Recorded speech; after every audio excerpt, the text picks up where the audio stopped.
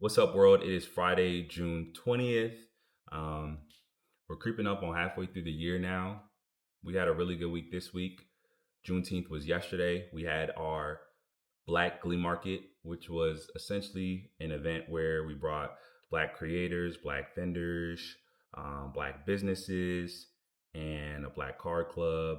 Just everything Black. We brought it together and we held an event at the back of our warehouse, which was really cool.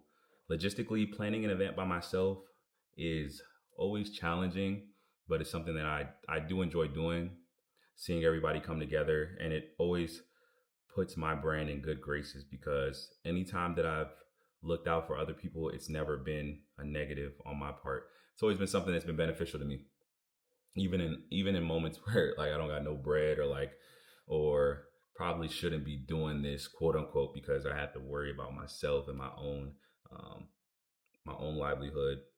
Just paying it forward has always paid me dividends. So wanted to have this Black Glee Market as an opportunity to just highlight the folks here in the DMV that are doing dope stuff.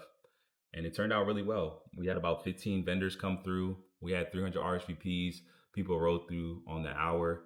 Um, yeah, I really enjoyed the event. I think I'm going to do it again. I'm definitely going to do it again next year, 100%.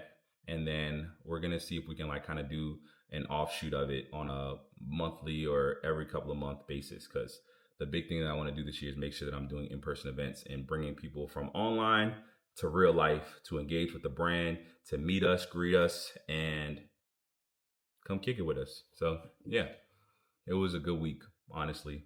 As we get closer to the fall, we're closing out on a couple of events that we have coming up. We're going to go to Buffalo next month for MafiaCon. So that's July 19th, which is pretty much Comic Con, but for the Buffalo Bills fan base. I'm going to drop some shirts.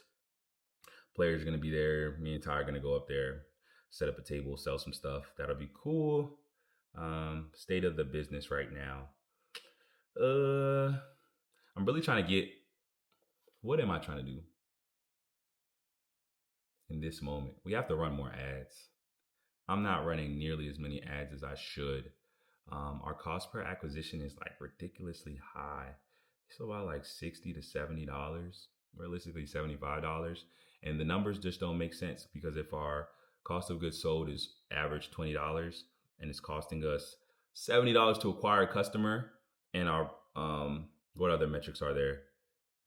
Our average order value is 90, then 90 minus the 70 to acquire the customers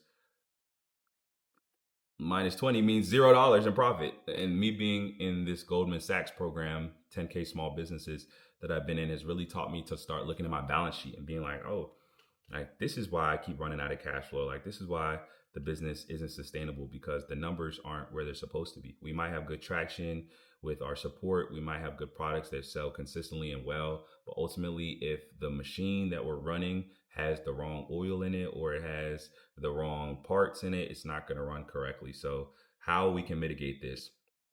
We can bring our product costs down by buying more, but I don't have the capital to buy more, nor do I really need to buy a lot more capital. We have a good amount of, we have about $120,000 worth of inventory in here. A lot of it has been sitting for a good little bit because we have skewed sizes, but what we can do is negotiate with our manufacturers. And I've started to and tell them, hey, like we need like net 60 terms or we need net 90 terms on our product. And there's a net in here. We need net 90 terms on our product. So like we'll pay for the deposit, we'll pay for the shipping, 20% for the deposit, 30% as shipment, and then we will pay the remaining 50% um, net 60 or prior to our next order. And I think my manufacturers will rock with me. I've been kind of playing with it and I've been like telling them, hey, my manufacturer that I met here in China is thinking about working out these credit terms with me, and like they're sweating.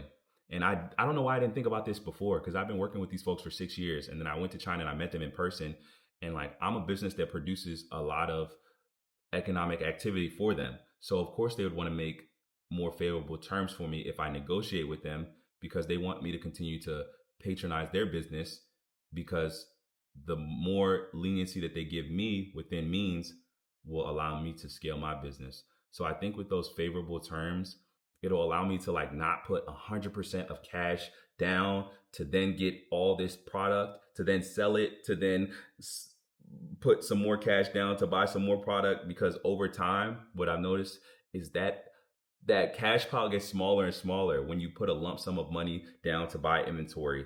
They produce it, you get the product, then you start to sell some of the inventory. You're never going to sell all of it at once. Then you have to put even more money down to buy more inventory. Like that math is not mathing. So if I could get a negative cash conversion cycle where we put a little bit of money down, we get product, we sell the product, then we pay the remainder, then we buy some more on terms, that'll be an equation that'll make more sense for the business and allow me to kind of grow it. So that's number one. And then our ads, we just really have to like, I have to like make it a point to like run new ads every single week, test every angle, put it to every market, because sometimes I think very like small minded because I'm here in the DC, Maryland, and Virginia area. I'm a 27-year-old entrepreneur. I work out, but like there are moms, there are dads, there are grandpas, there are kids. There are people my age that play sports or do other things or maybe not even work out that would want to wear our product. They just need the right offer. They need the right messaging. And it's summertime here, but it's not summertime everywhere. It's not 90 degrees everywhere. And it rains some days. In the morning, it's cold. Some people like to wear a hoodie that they can sweat in and run. So I think just getting creative with testing everything and really just like monitoring the data, that's something that I think that I struggle with. I'm really good at putting things into application, but in terms of like retroactively looking back on the data and making adjustments, it takes me a little bit longer than it should to do that. So I want to get better at doing that. Um, and then also I want to tap into like the UGC creators and the influencers that we have in our network. We have a lot of like black fitness influencers that wear the brand, that support us. But I'm trying to figure out how I can get them to start working with the brand and like really view the brand on the level of like the Gymsharks and the Alphaletes and the Anakas. If those brands were to reach out to them and say, hey, we want to bring you in as an ambassador, as an athlete, they'd be hyped. They'd be posting on their social media.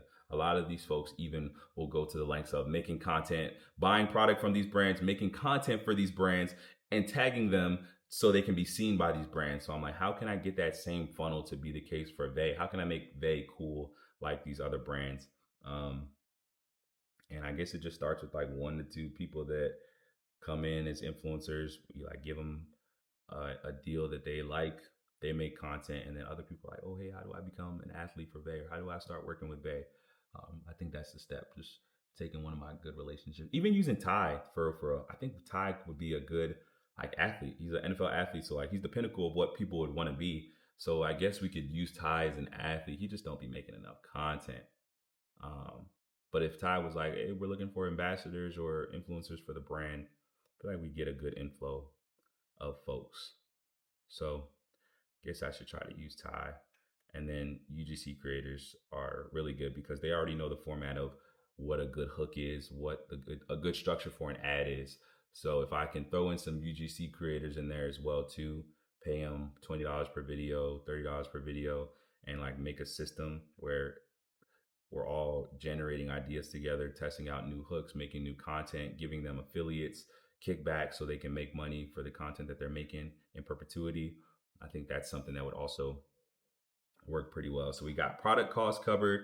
We got how we're going to bring our marketing down as well too. And then what's another part of the equation that's a little funky right now? Mm, like maybe our payment terms with our lenders and stuff. They breaking my back right now. Like I got to figure out if I can restructure some of these loans that I have. Um, yeah, I got to figure out if I can restructure some of these loans because they definitely are spanking me with like the low key like shark loany where they'll gave me an influx of money up front, but then once your cash flow slows down, they still want that same amount, and the interest rates on it are a little bit high. So I'm finna hit my loan providers and be like, hey, you might not get this money if we go out of business. But if you keep banging with me and work out more favorable terms, maybe bring down the payment amount, stretch it for longer, we can make this work. Otherwise, I don't got nothing for you. Yeah, because something's got to give. But excited for what's to come. another week in the life. Appreciate y'all taking the time to listen to the Yap session. Y'all be the difference. And don't forget to make every day, including today, regardless of what time you're watching this, a great day on purpose. I'll catch y'all next week. Deuce.